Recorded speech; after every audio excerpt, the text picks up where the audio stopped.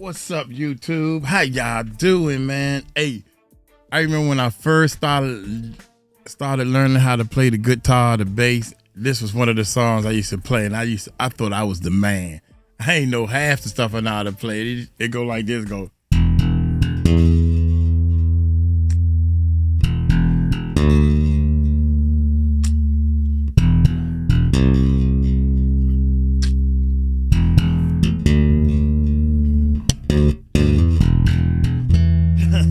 That ain't how it go, but now that I'm more advanced, I put all kinds of stuff into it.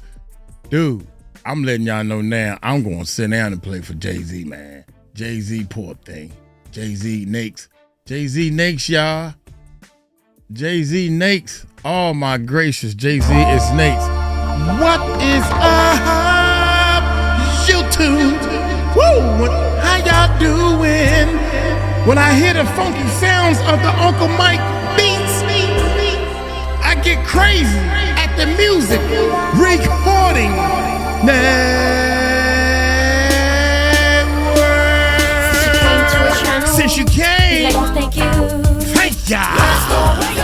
Hey, let me know where y'all from. Put it in the comments below to let me know. Since you're coming to our channel, see what we do. Let us know where you're from. Since you're coming to our channel, we do this for you. Let us know where you're from. Just subscribe to our channel, party with us. I got ditto. Let us know where you're from.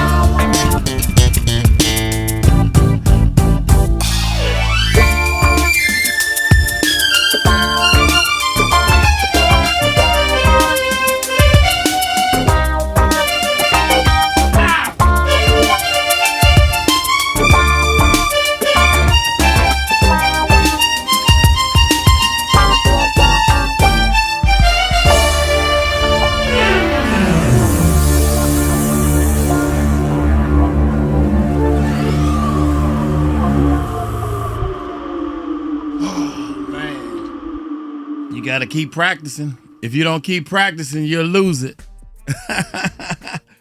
It's funny because I let the music take over my soul. I ain't know I was gonna go over there and play the keyboard and all that type of stuff. Hey, what's going on, YouTube? Oh, look, y'all, this is how I was gonna start off. When I saw this video, I was like, oh my God. It's gonna be more on this. This is the second person that's reporting that Jay-Z is being investigated. That Jay-Z got something going on in the background. We don't know what it is. We about to find out. And you know, I didn't even know this was Big Ticket channel. I didn't even know that. I ain't click on it. First time reaction. Set that right there. That mute button. Unplug to save all batteries. Unplug to save all batteries. This bass guitar that I'm playing, man, this is wow. It runs off of 3 9-volt batteries. What kind of stuff is that? Anyway, yeah, there's another video. I'm gonna have to find it. We have already did a reaction to that video, man. Quincy Major Court physical fight. Diddy on pedophile of men. What? Murad. Hey. Oh man. What I'm gonna do is I'm gonna do this while I'm looking for one. I'm looking for something else. Y'all hit that subscribe button. Hit that bell. Let's check this bad boy. How? Big ticket, y'all.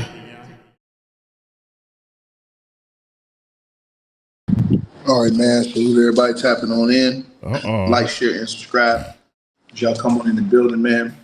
Yo, let me know if y'all can hear me in that comment section, man. We're gonna get right with this video, man. I think something happened to his live stream or something. Real quick, get a mic check. And then we on to the video, you guys, as Jay-Z back in the news again. This time, he's been hit with various allegations by a female rap star that's been on a rampage against the industry lately. She's been going off on the industry, putting the industry on blast, and basically exposing a lot of things. And that is Nicki Minaj. Now, Jay-Z, again, y'all hit that like button and share this video as y'all come on in here. Yeah, hit them according thumbs to up. The reports, Nicki hit them Minaj thumbs up, baby. Has came up with numerous accusations against Jay-Z now in her ongoing onslaught against Jay-Z. Now, Nicki Minaj apparently, according to reports, has alleged that Jay-Z framed his rumored son, sabotaged a 2018 track, amongst other things as well. According to the report, it says Nicki Minaj set social media ablaze after accusing Jay-Z of sabotaging her music, stealing her style, and fueling personal vendettas. Now, Nicki Minaj ignited a fresh round of controversy on X by accusing Jay-Z of sabotaging her music, copying her husband's style, and allegedly framing his rumored son into a personal vendetta. Now, Nicki claimed that Jay-Z interfered with a 2018 track featuring The Weeknd from her Queen album, alleging that he demanded the beat for Beyonce and retaliated when she refused to give that beat to Beyonce. She said that Jay-Z got mad that I wouldn't give him a beat that I had already begun legal paperwork for. The song I did with The Weeknd on Queen, he said it's Beyonce's beat. And Hoverson just laid down and let him take it, and then sue me for remaking a similar beat. The song in question, though never officially confirmed by Jay-Z or Beyonce, appears to be a flashpoint of a long, simmering dispute between Nicki Minaj and Jay-Z. And it goes on. It says that she also alleges that Jay-Z and Beyonce have been copying her and her husband's style for years. And she says, once I saw Camel copying me and Zoo poses, I was like, she wrote. Billionaires obsessed with my husband for years, mad that their chest looks like shriveled up ramen. Noodles. Let me put this on the screen. Shriveled up ramen in the cup that been in the pantry for years. No matter how much Tabo they take, they look like a prune. That's another allegation that Nicki has been fledged against them, that they've been stealing their style. Now, I'm going to put this picture on the screen, which she actually provided, I guess, as evidence of that particular claim that she has put against Jay-Z and Beyonce. And again, like I said, I'll put that on the screen right now. Let me see. Put this on the screen for you guys. So she actually posted this, and she said that this is another example of them basically, stealing her shit, stealing her and her husband's style. She says, once I saw Camel copying me and Zoo poses, I was like, right? Now, she posted that saying that Jay-Z and Beyonce copied her style, her and her husband's style. Also, she also stated, it says, Nicki's grievances did not stop at music. She also addressed Jay-Z's alleged son, Ramir Sadoway, the man who has publicly claimed to be Jay-Z's biological son. Now, Sadoway filed a paternity suit, later dropping the case, but saying that he wasn't finished his fight yet. And Nicki Minaj said, "Dear Ramir, I'm sorry that Camel framed you by putting things in your car, allegedly. I'm sorry he wanted you in prison the way he wants all his enemies." Let me read this again. Nicki says, "Dear Ramir, I'm sorry that Camel framed you by putting things in your car, allegedly. She says, I'm sorry he wanted you in prison the way he wants all his enemies. She wrote, he's weak, ugly too. But I guess when you have money invested in the private prison system, well, I don't know. This is all alleged, said Nicki Minaj. She also claimed that Jay-Z had issues with another collaboration, this time with Nas, which she said led to a costly legal battle. She says Jay-Z is so jealous of Nas. I was sued for hundreds of thousands over the song I did with Nas. It never saw the light of day. Casino. Your number is called, said Nicki Minaj. Now, their tensions reportedly stem from business dealings involving Tidal, the streaming platform co-founded by Jay-Z in 2015. Nicki has previously accused him of interfering with her career and withholding payments. The latest spat reignited after Kendrick Lamar was selected for the Super Bowl halftime show in New Orleans, a move some interpreted as a slight towards Lil Wayne. Nicki Minaj's online tirade also extended to Cardi B, reigniting their long-standing feud, including brutal jabs involving their children. So Nicki Minaj has just been out here going off on everybody. She hasn't been holding no punches on nobody out here, and right now she is involved in it deep with Jigga Man, Jay Flow Sick. She basically disrespecting him, said that his chest looked like shriveled up ramen soup. She said that he jocks her style, her and her husband's style. They copy everything they do. She says he tried to take their beat and was mad, you know what I'm saying, and try to, make sure he said that the beat was for Beyonce and it wasn't. She said they steal their poses, her poses that she got with her husband. She posted this. She's calling the man Camel. I mean, damn, bro. Damn. Bro, this is crazy. Damn it, dog. And she's just relentlessly going at Jay-Z. Relentlessly. And she's accusing him of those things with his son, but she put the alleged on the bottom of that. Nicki has been going out in an all-out war with Jay-Z, and she has not stopped. She has continued to keep pressure on Jay-Z, and she also stated that Jay-Z, I guess, wants all of his enemies in prison, and she basically tried to allege that he has invested in private prisons. Now, if that's true, I don't know. Matter of fact, let me look that up to see if there's any truth to that. It's a matter of fact. Let me see. Has Jay-Z look it up? Invested? I feel like playing. Y'all can't see the keyboard though, and I can't get this to play with it. Oh, and private prisons. Let's see. I don't know if that's true or not. Let's see.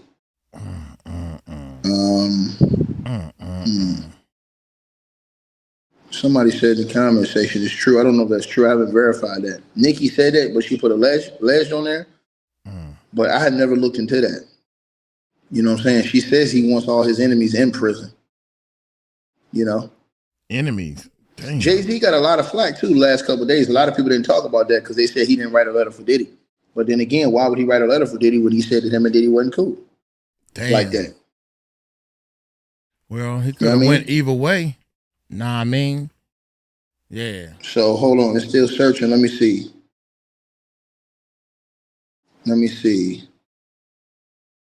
I don't really know.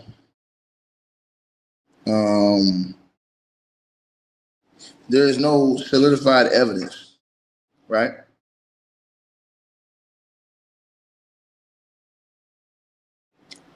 Again, there's no solidified evidence of that. So I can't really run with that at all. But Nicki's, bro, she ain't playing with Jay-Z, man. She going in hard body. She ain't taking no shorts unless it's coming from a midget. Guys. Nicki Minaj not letting up on Jay-Z, man. She want Jay-Z bad. And I'm talking about, bro, I've never seen nobody directly. I'm talking about celebrity. That's, outside of just rapping or whatever. I've never seen nobody go at Jay-Z like this ever. I mean, in the rap game, Nas. You know what I'm saying? A couple other rappers came around when they had beef. You know what I'm saying? They was going hard at Jay as far as the raps. But I've never seen nobody else outside of that really go hard at Jay like that. Like this. You know what I'm saying? Wow. You know what I'm saying? You guys let me know what y'all feel on this, though. I want to know what everybody thinks about this, man. How y'all feel about this one, man? And do y'all agree with what Nicki is saying? Let me know in the comment section if you guys agree with what Nicki Minaj is out here saying about Jay-Z. All right? Let me know if y'all agree with that. Salute to everybody that's in the building. Like, share, and subscribe if y'all coming up in here. Appreciate all of y'all. Y'all know what it is. Yeah, I want to hear from y'all on this. Go on. Yeah, I think they don't have nothing else to do but go after somebody else, man. This is a shorty, so God dang, Styles is famous. I didn't want to mix the two, but I guess the best, you know, now look, we had Jay-Z. Now two Jay-Z's was Lucky DMX didn't smack him. What? Oh, man, let's do this. Let's do this real quick, man. That's my man anyway. I want to stay on Jay-Z, but I do want to click on this. That's Mirage, so I know what's going on. I can get to his channel. Check this out, man. Hit that subscribe button. Hit that bell. All right, ladies and gentlemen, welcome back to the channel again. Thank y'all so much for coming over, man. I like this guy, man. He's so laid back and chilled. You know what I'm saying? He is so laid back and chilled, man. Just give it to you straight. Just give me the info. Here. I don't need all that crazy 50 stuff. 50 Cent reacts. 50 Cent. Jay-Z was lucky DMX didn't shoot him that day. Damn. You know, when I think about the industry and a lot of these artists that seem to go against the grain, they ain't here no more. We ain't gonna waste no more time. Let's jump right into it. We met battling. That's how we met. We was in the Bronx in the pool hall. After that battle, and just know sometimes they play little music clips, little short clips. I try to leave them in. If not, I have to edit them out. So. He went to like a show. He got on stage. Jay-Z, where you at? Before Rock Nation, champagne deals, and billionaire boardrooms, Jay-Z had a problem.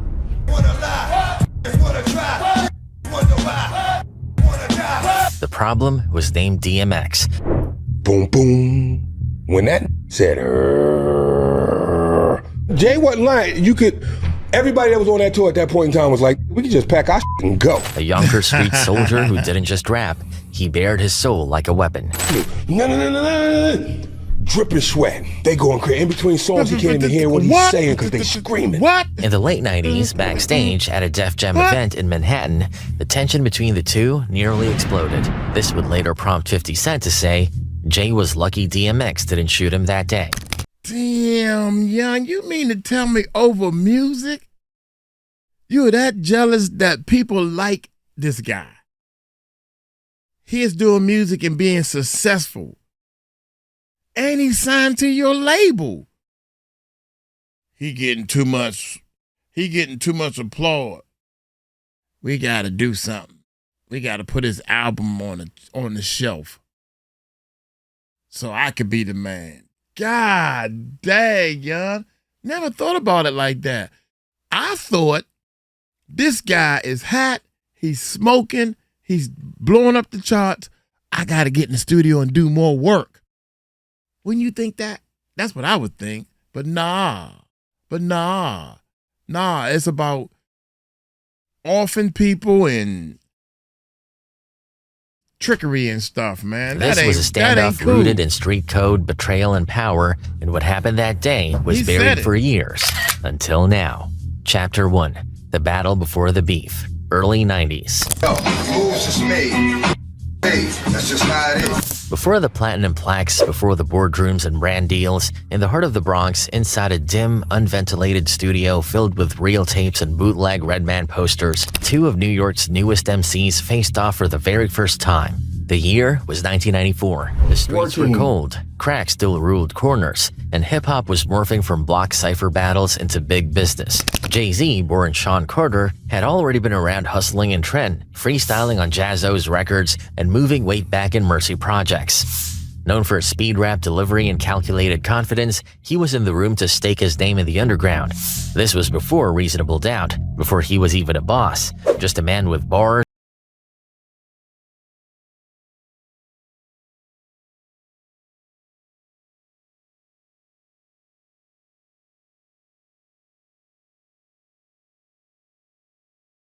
started making noise on DJ Clue's mixtapes and occasionally on Stretch and Babito's legendary WKCR 89.9 radio show, where unsigned lyricists went to war. But my man said a notebook full of range. Y'all might have missed that, man. This Bama came with a notebook full of range. Yeah, oh my God, man, that's a powerful Yonkers, word. Shirtless, breathless, straight off the block. He didn't come with industry clout. He came with scars, trauma, and a notebook full of rage. X had just started making noise on DJ Clue's mixtapes and occasionally on Stretch and Babito's legendary WKCR 89.9 radio show, where unsigned lyricists went to war. But he wasn't signed. He wasn't polished. He was just dangerous. No. Dripping sweat. They going crazy. In between songs, he can't even hear what he's saying because they screaming. Eyewitnesses in the studio, producers, interns, even security recall the moment the cipher began. Jay-Z stepped to the mic like a tactician, calm and calculated, delivering tight multisyllabic rhymes. But when DMX stepped forward, the whole energy shifted. He growled, he barked, he didn't just rhyme, he turned the studio into a cage match. Every word felt like a warning, every bar like it had teeth. It was like a pit bull was in the room. X ain't just rap, he attacked, says Uncle Murda. The tape never officially dropped. There's no clean.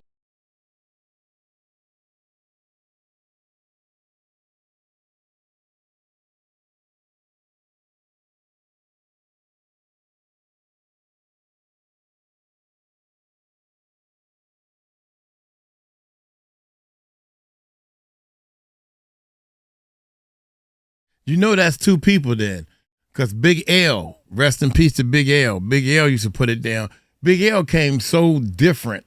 He had bars, he had a little bit of flow, but his message was like wicked.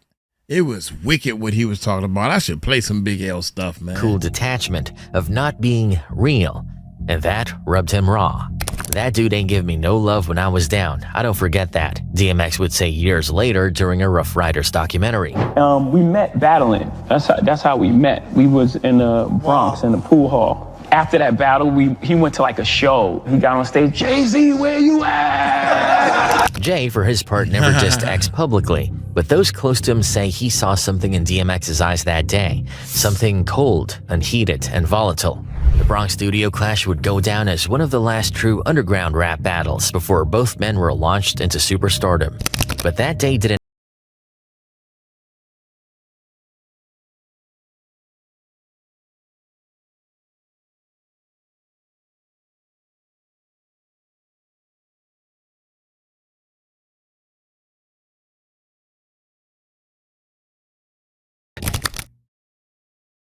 Damn. That's crazy.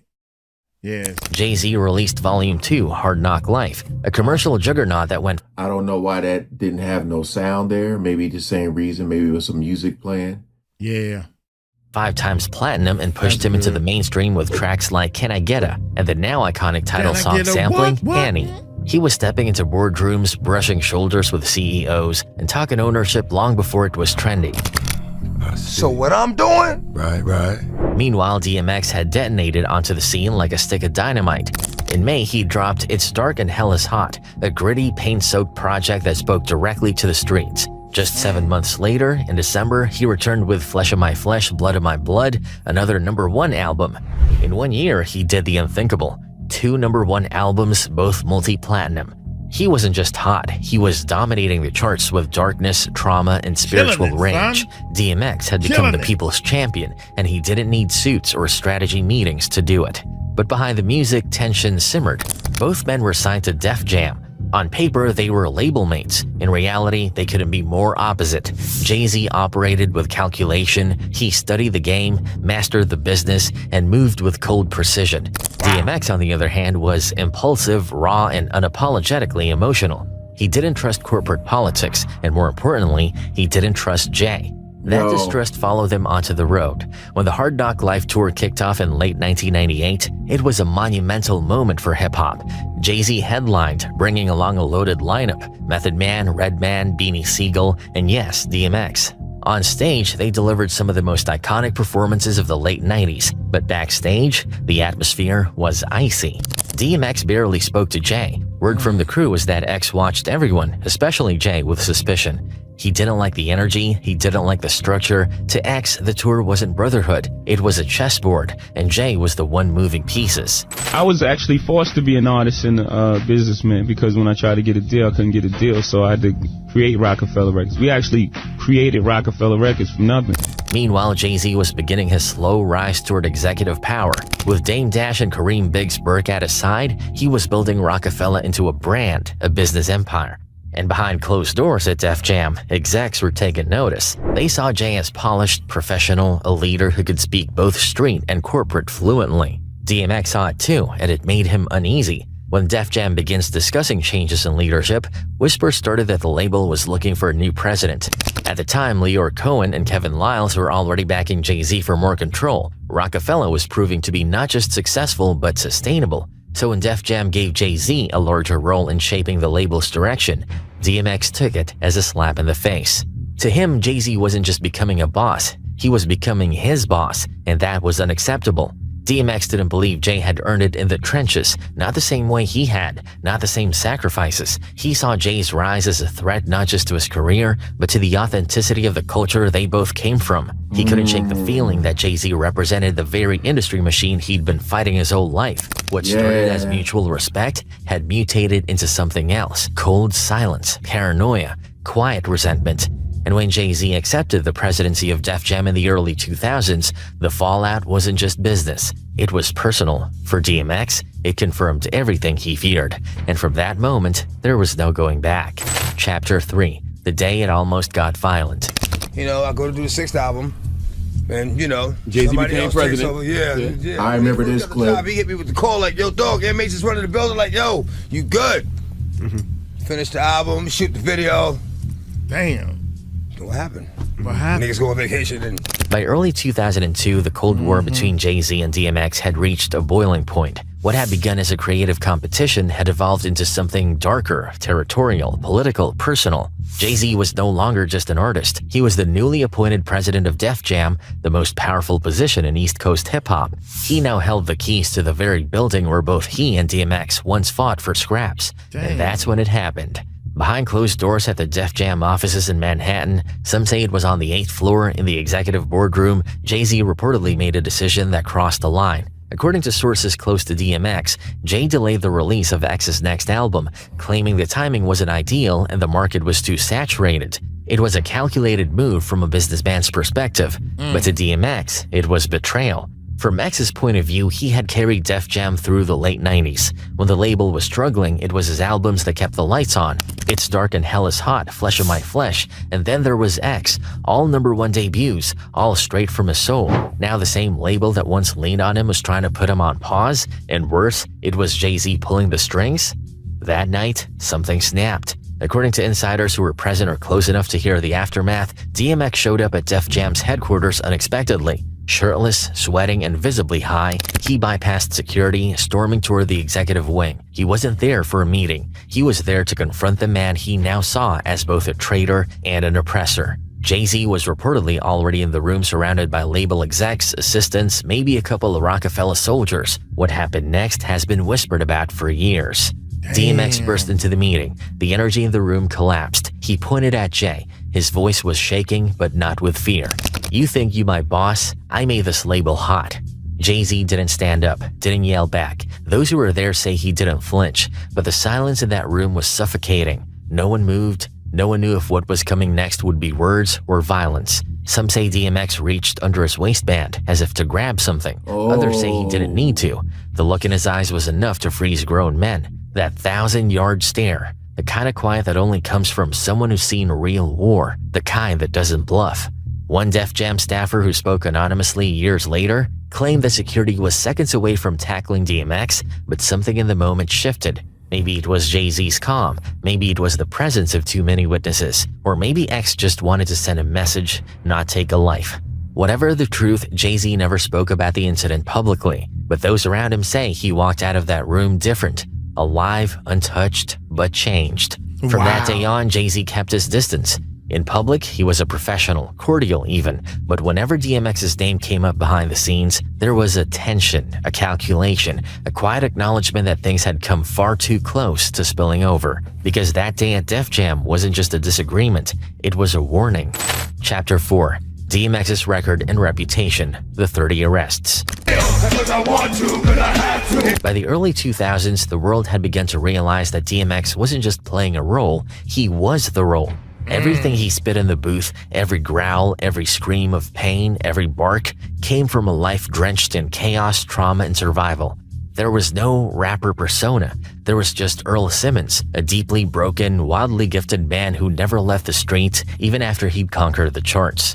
Police in New Jersey are investigating claims that rapper DMX was involved in a robbery. A man says the rapper and his entourage pulled out a gun and demanded his money at a gas station. From 1991 to 2013, DMX was arrested more than 30 times. Not a typo, over 30 arrests spanning multiple states and a wide variety of charges. And this wasn't tabloid noise. You know, I was trying to get through this video without pausing it because it's so long. But, you know, when you think of like back in the day with Def Jam, man, DMX, oh man. He used to tear it up, baby. His music in the clubs, you know, when you're listening to his music, you get so hyped. You know, you have, and I believe he was a great artist too, lyricist.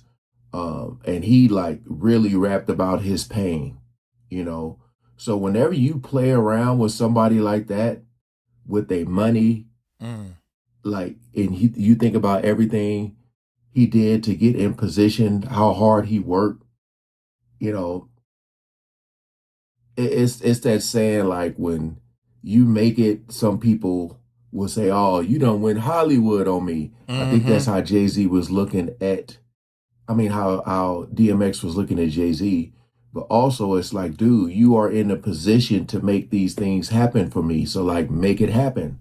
It should be no hiccups. It should be no hiccups. You're right. But yeah, that's crazy, man. Because I think right now, you talk about brothers looking out for each other. He could have came with something else, man, instead of just blackballing them. Basically, he just got blackballed. Now they're getting ready to go into like the history of him and why he's the way he is, which I already seen in another video. I want them to get back more to the Jay-Z stuff. So we'll see. It was cold legal fact. His life read like a rap sheet soaked in gasoline. In 1998, just months after It's Dark and Hell is Hot went platinum, he was caught with an unlicensed firearm in New Jersey. The industry was shocked. He had just arrived and already the wolves were circling. By 2000, the headlines grew louder. DMX was arrested for carjacking in Buffalo after allegedly stealing a vehicle at gunpoint. Witnesses claimed he flipped out after a disagreement, then peeled off in someone else's car. No entourage, no security, just X, angry and impulsive.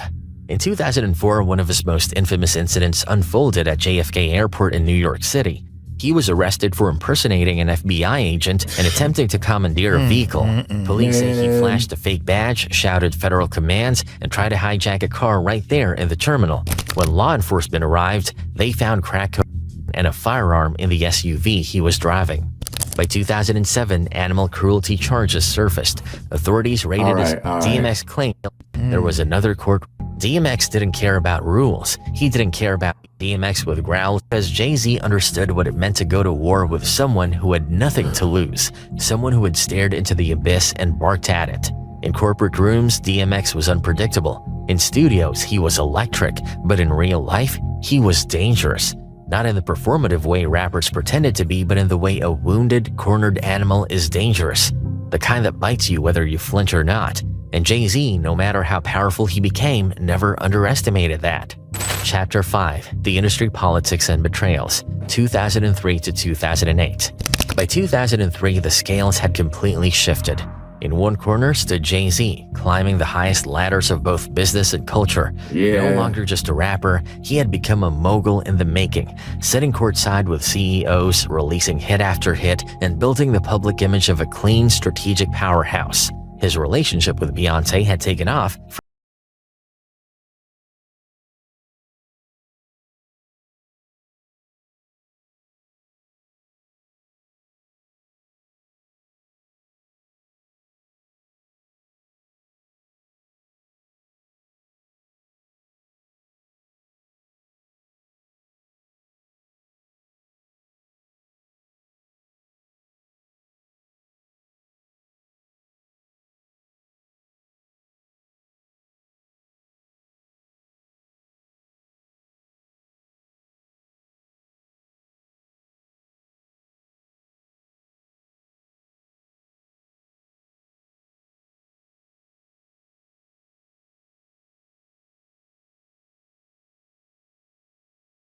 Projects and determined marketing priorities, and during that time, several key moments confirmed DMX's suspicions.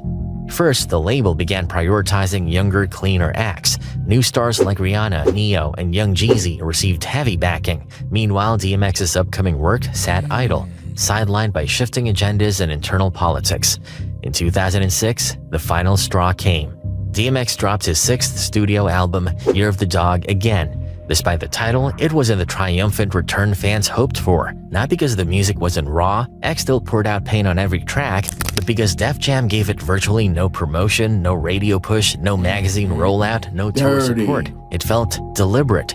He didn't just feel overlooked, he felt erased, forgotten, censored, replaced. According to industry insiders who worked with both men, there were quiet moves made behind the scenes. Some projects featuring DMX were shelved. Collaborative offers were turned down. His name started disappearing from executive meetings. Even some of the DJs who once championed him began falling silent.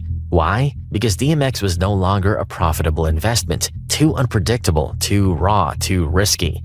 And under Jay-Z's leadership, Def Jam had shifted into a new era. Sleeker, more brand-friendly, designed for corporate expansion. Yeah, see, because Jay-Z was trying to shake hands with all these other billionaires, you know, because everybody always talk about how his rise to fame, how it happened, and you look at him now. How you like me now? I guess a lot of people felt like he could have brought a lot more people with him, because when you look at Jay-Z and his early rap career, the stuff he used to rap about, being in the streets and selling and all that type of stuff. So yeah, it's like he's trying to play both sides of the field. But you know, DMX for sure was a hothead, but that really sold because he spoke to a lot of other hotheads that could relate to his story back in the day. Yeah, the streets. That's why DMX thrived in the industry. Or any other rapper that raps about that stuff, you know, the struggle, just because people can relate to it. But I feel like once Jay-Z got famous, that he kind of like dipped, seemed like he kind of dipped. And crossover appeal. There was no room for a walking time bomb. So DMX made a decision. He left Def Jam and went independent. It was a bold move. One that gave him control but also left him out in the cold. No more big budgets, no more marketing machines, no more industry protection. He began recording under smaller labels, performing in overseas clubs, releasing music with little distribution muscle. And through it all, the anger didn't fade. It festered.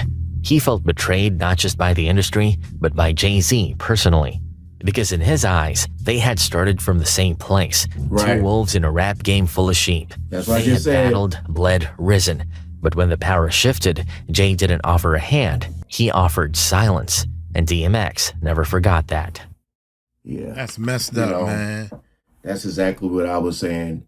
I feel like, and he's not, but normally you don't hear a lot of people say this. A lot of people don't like really go against Jay-Z, because he's so powerful. But DMX spoke out. He went on a Breakfast Club and said what he said. Of course, you had Tupac who said things. Who else? I believe, did 50 Cent say some stuff? Yeah, but rest in peace to DMX, man. I think I listen to his music probably every day at the gym, at least 2 to 3 songs come on whatever playlist I got going. But it just sucks, man, because let me look at some of the comments here.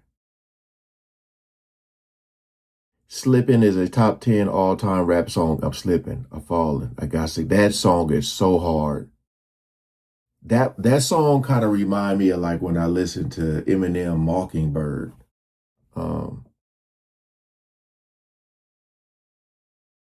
Someone said Prince warned X about the industry, and Jay is the industry. He knew what was up. Prince ain't here either. Yeah.